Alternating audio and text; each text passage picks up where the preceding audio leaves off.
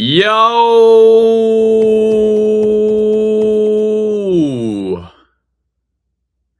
Can you guys see me, hear me?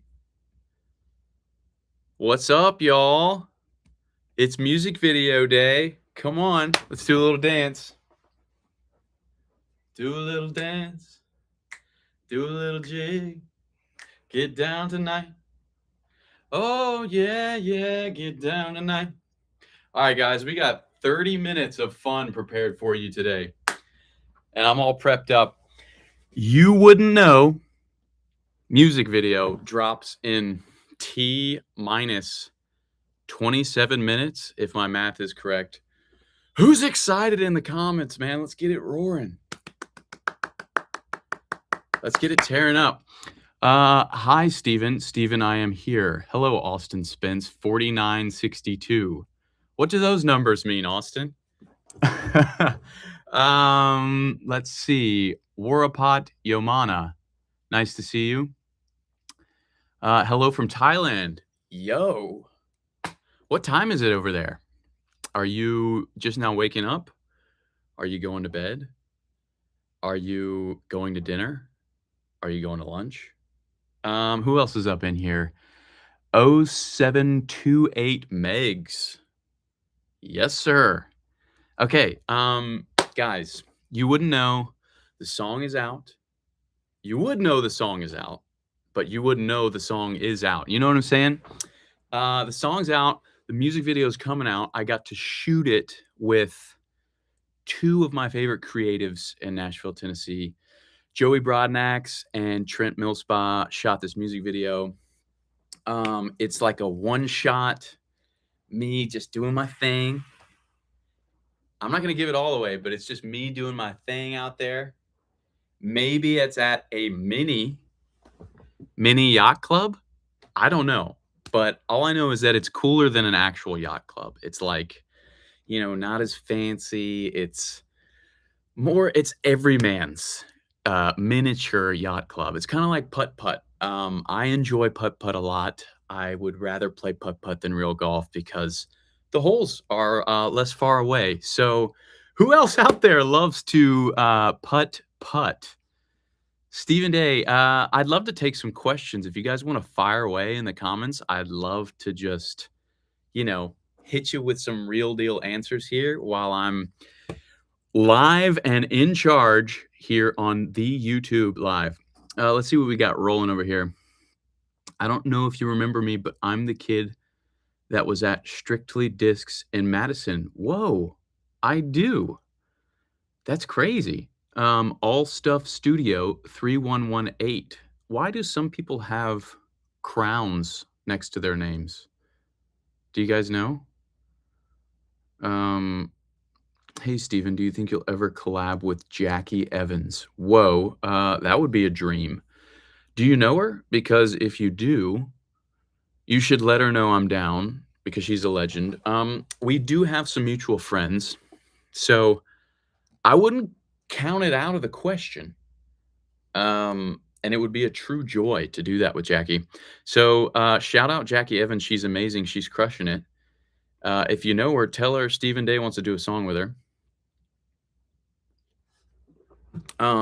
Anyways, we shot the You Wouldn't Know music video on a gorgeous day in Nashville, Tennessee. Actually, somewhere out in Old Hickory. I honestly couldn't even tell you where we were because I had never been there before. It was a place that Joey had found for us, and yeah, it was like a dream, man. There was like a little cool little shack and a bunch of boats, and I kind of feel like it's a subtle nod to, I don't know if my music is like easy listening, soft rock, you know, whatever you want to call it. I call it soft rock and soul. But there's something about it that has that little easy listening vibe to it. And like I think some people sort of associate it back in the olden days with like a yacht rock lean. But that's like kind of where I fall on the spectrum of music. I feel like I've done a lot of different things. And you know, it's influenced by a lot of soul music, influenced by just like singer-songwriter, jazz, country, living in Nashville for like, I don't know, 10 years now. So we got a lot of different flavors in the pot, if you know what I'm saying. What was up with the radioactive pic you posted on Instagram? Well, that is me showing courage against the elements. Um, that was a little crazy sign that was literally I was just like, if you drove by, you might have seen me getting dressed outside, which, nothing wrong with that. You had to do with it what you will. And I just happened to have a dressing room right next to the radioactive part of the boat dock. And maybe you'll get a peek of the boat dock in the music video. Um, so excited for you to come to Atlanta. You know what? Me too. Let's talk about tour because I love playing shows. I love getting to be with you guys. I am stoked to go to Atlanta. I'm stoked to go to every city on the tour. Atlanta obviously has a special place in my heart because I grew up in Georgia and a lot of my family's still there, a lot of friends that I grew up with. So Atlanta's always a special show. I was actually just in Atlanta and I saw Olivia Dean play a show at State Farm Arena, which was like top 5 shows of all time for me. The show was just amazing. She was like effortless, like the most effortless singing I've ever heard. So that was insane. But yeah, I hope you guys have checked out all the tour dates. If I'm coming to a city near you, make the trip. I promise it's going to be worth it. It's going to be so fun. I can't wait. It's like already coming down the pipeline. When are you coming back to Ohio? I think probably in the spring. I don't think it's on the tour list this fall, but I would probably come back in the spring would be my guess. That would be awesome. Okay, but what's the funniest thing a fan has ever yelled at you during a show? Let's see. What would be? That's a good question. That's a tough one, Roman. Um, Maybe like your flies down. That one's never fun to hear. That one will flat throw you into a spiral right there in front of God and everybody on stage.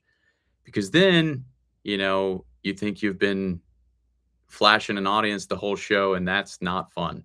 Um, what else we got? Yes, what a collab that would be. I run a small intimate music venue in Knoxville. Any chance you're available for potential booking for an acoustic show after your tour winds down?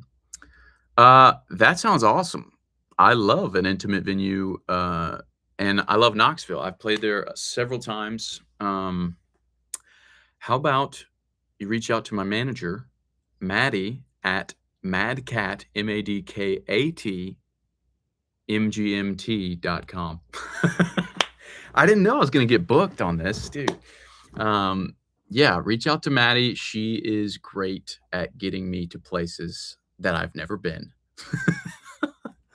But guys, basically we've got music video, we've got tour, and all that is basically saying, hey, there's an album.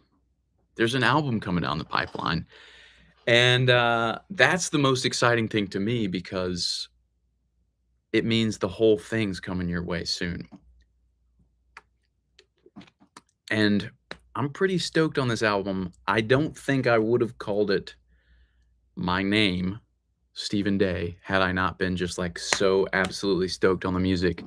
A lot of songs that I love, a lot of like players that live in Nashville that got to play on the record. I worked with Micah Talks, a longtime producer friend of mine, and a new producer, Ian Fitchick, who's worked on a bunch of stuff that it was like a dream to get to work with him. And we cut it in a studio in Nashville called Good Wishes. And it was the best time ever. So I hope that when it comes out, you give it a spin, top down. That's my favorite way to listen to it. So, it's coming your way soon, and the tour and everything. Let's see what else we got going on in the comments over here. Been listening since 2022. Melody, come on, 2022. That's 4 years. How about that? Time is just flying by like a sweet little birdie, and somebody better catch it because it's not stopping anytime soon. What's the overall vibe of the new album? That's a great question. I think the vibe is Stephen Day, which kind of going back to what I was talking about earlier, it's like I feel like I'm inspired by so many different things that when it comes down to genre, I've sort of landed in this soft rock and soul territory because I think if I'm creating music, it tends to find itself to that world no matter what shape the song takes. Like sometimes I'll start a song just guitar, basically singing vowel sounds, throwing out words, just sort of stream of consciousness till something sticks. And even when I write songs that way, sometimes it's like almost always still lands in this territory of like soft rock and soul where it's like a groove. Um, it's not too heavy. Like it's something that I hope just kind of falls on people's ears in a way that is like pleasant. And I think, yeah, like for me, thinking about what I create is what I love to listen to. And you don't really think about that when you're younger. It's kind of like, oh, I'm just making something. But as I've gotten older, it's like I realize I'm making stuff because I like it. I like the types of music I listen to that inspire it, whether that be, John Mayer, Frank Sinatra, Glenn Campbell, um, Stevie Wonder, or shoot, I'm listening to, Olivia Rodrigo lately. Who else? I've been on some new music, y'all. I uh I feel like every time I finish writing a record is like when I finally open my ears to new music again. So that's been fun. What else we got going on over here? I was at your gold mine tour. You were stellar. Well, thank you. Thank you very much. Um, do you think you will ever release a vinyl for your songs? Yes. In fact, the new album's gonna have vinyl. The old records, I've got vinyl for it all. Hopefully that's online. If not, reach out to Maddie at madcatmanagement.com and say, hey, why isn't this online? Um, Oh, also, it's fun to work with Steven Sanchez for Home to Mother. Oh my gosh, dude. I just texted him this morning because I was thinking about him and I loved making that song with him. And any chance we get to make music together is a blast. I'm such a fan of him. He is always crushing it. And yeah, I'm looking forward to whatever he does next. He's magical. Um, you are the absolute most approachable artist I have ever met. Thank you for being so real. Oh, Jeff Johnson.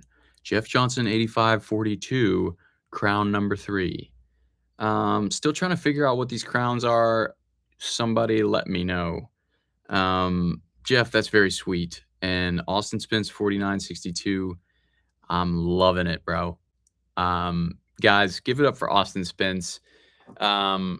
He's a special guy. He's out in North Carolina, just crushing it, man. He's a legend and a friend. And say, everybody in the comments say, I love you, Austin. You're a real special guy, and you deserve a French fry. You know what I'm saying? Austin Spence, yes, coming to Cat's Cradle. That's gonna be fun. Ryan Griffin, hey Steven, super excited for your new music video and album. Went to the Gold Mine tour in October and I was blown away by how long you stayed afterwards to spend time with fans. I any chance I get to do that, I love to hang out with you guys after the show. One, because if it's a good show, I'm buzzing. I'm like, I can't believe you guys are here. I can't believe you guys got to see the show. We got to be together. I think live music, just in general, is this thing that is like, it's just this special thing that you get to share with other people in real time. And there's not that many opportunities for that in the world right now. I mean, we got sports and music, but a lot of times people are watching that on their phones, on a screen, but, like, to be in a room, in a venue with you guys, there's nothing better than that. So, um, it's a joy to get to meet you guys after the shows. Keep making music with Alan Stone. Man, I will make music with Alan Stone as long as he'll have me. He has been a hero of mine now for 10 years, 11 years. I was, like, obsessed with him when I was in high school, and he's a reason I, ended up chasing the styles of music I do. He's also a part of that conglomerate of inspirations that I've got going when I'm making music and when I'm listening to music. Um, would you ever include a cover song, Olivia Dean, in an album, or who would be your ultimate dream collab on a song? How about Warb's mother? How about we all just reach out to Olivia Dean by cellular device on the socials and say, hey, why aren't you doing a collab with Steven? I mean, it just doesn't seem to make sense why you guys aren't working together. I think the stars are aligning, and I've been told by the gods above that you're supposed to do a collaboration with him. I think that sounds like a great idea. Um, oh, good question. If someone just started listening to you, what song should they start with? I feel like whenever I get this question, I like to start with a new album song. So I would say, honestly, you wouldn't know because it's sort of like, you know, presenting the new album here as we're, like, coming into the actual release of the album.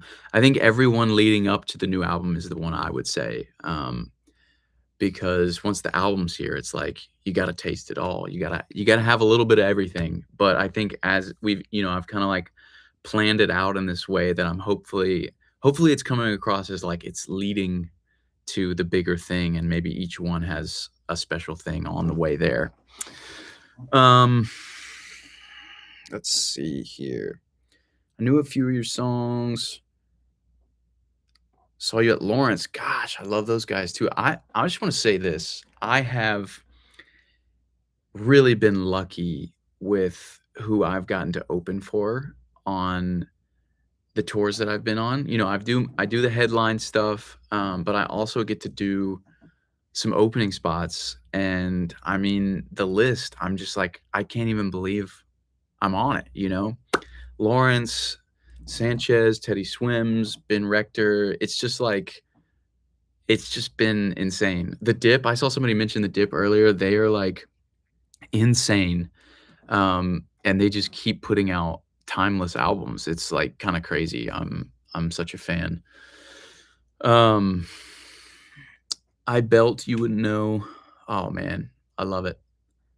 I feel like there's something about that song to me in the writing of it, and I think it connects with people because there's that, like, human piece of it where the song is, like, saying one thing, but you can tell it means another. And I saw a lot of people talking about "Missing You" by John Waite, which also has that same sort of feeling to it, and I love that in music when, a songwriter or an artist is basically like the song sounds like it's saying one thing, but it feels the opposite, or it's like, I don't know, I find myself really, um, captivated by that in songwriting when you can tell the part of the human that is singing is really emoting a different thing than what the words are saying. I think that's honestly a powerful songwriting, like, tool and practice that I have been doing since I started. I think it's just sort of natural for me. I like to almost let the music dictate um, the emotion behind the song, while the words can, maybe it is a trustworthy like narrator, or it's I don't know. It's just a part of however you hear the song.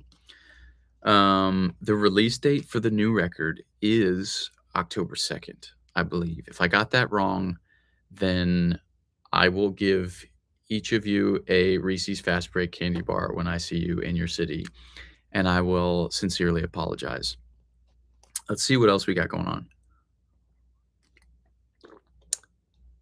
Steven, I hope you know you're my 4-year-old daughter's favorite right now. You kicked out Danny Go and Taylor Swift, dude? What, dude?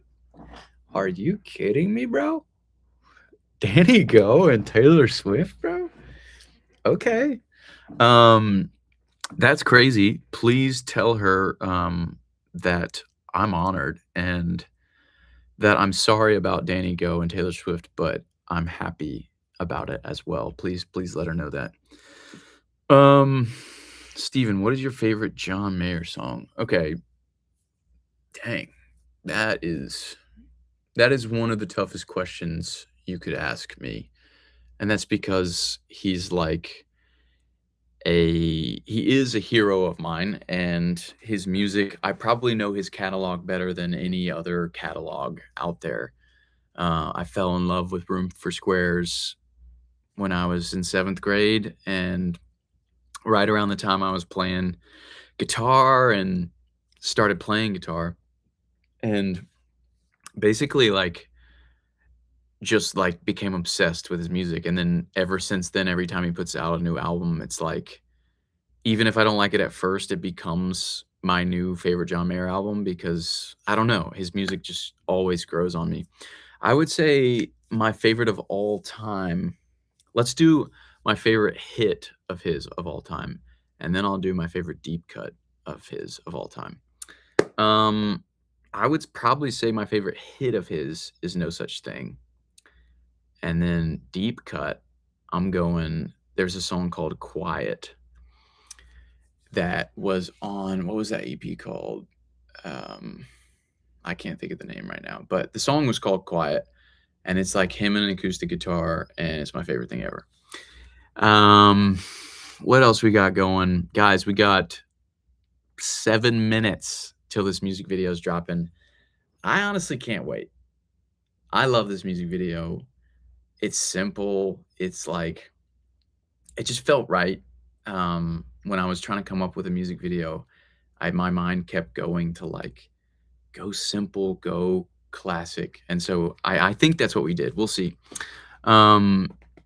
It's Andrew from Kentucky. Andrew, what's going on in Kentucky, man? I haven't been there much, but when I've gone to Kentucky, it is absolutely gorgeous. I think I went to a few distilleries out there. Like Woodford is out sort of like on the farms, and it's like just so beautiful. I had no idea it was so gorgeous in Kentucky. What do we got going on? How do you perfect your acting chops?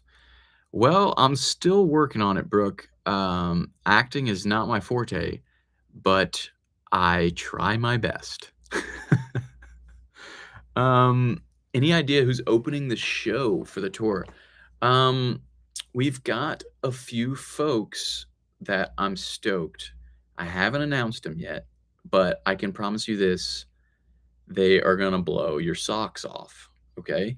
You're gonna have your socks on when you come to the show. When you walk out, you're gonna look down at your tennis shoes or whatever shoes you're wearing.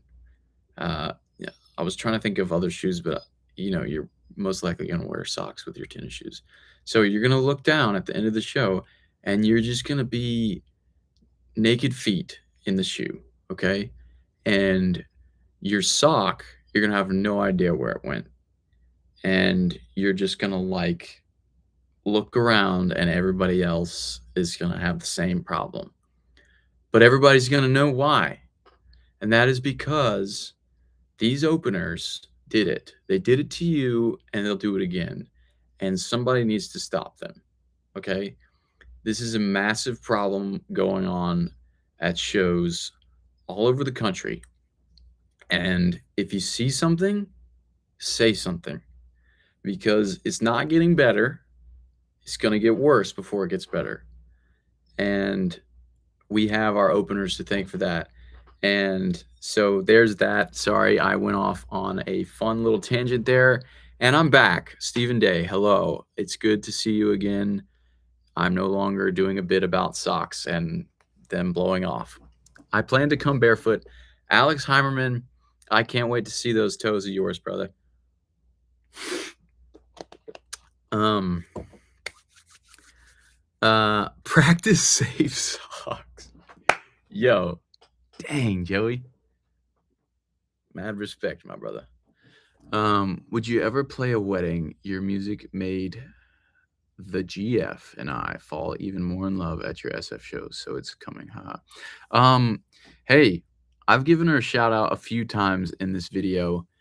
Maddie at Madcat, MADKATMGMT.com.